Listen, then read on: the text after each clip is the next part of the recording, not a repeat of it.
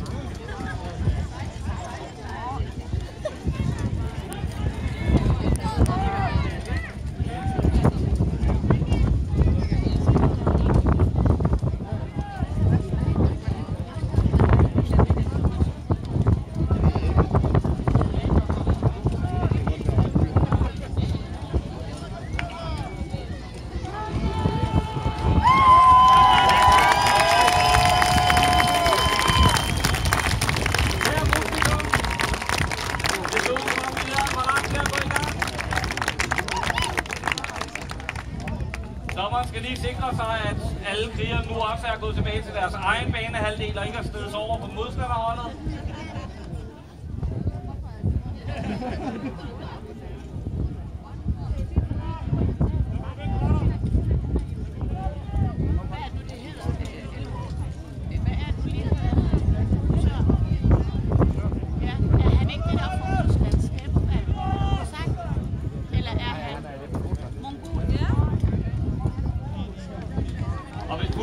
Kigger ned mod polakkernes baglinje, så kan I se, der står et par ekstra krigere uden for ringen. Det er deres udskiftere, i tilfælde af, at de har brug for en 60 kriger i anden runde.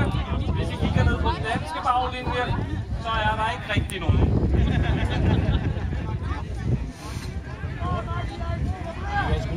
Og det er desværre sådan, at Danmark på grund af skader og den slags er nede på kun at have 15 krigere.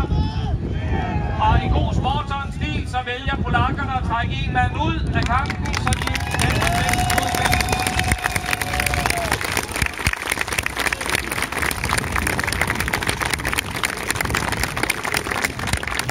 Men det er altså en tilladelse i polakkernes gode ret at sige nej. Det er det 16 mod 16, de kæmper 16. Sidste år. Jeg kæmpede med 4 mod 6.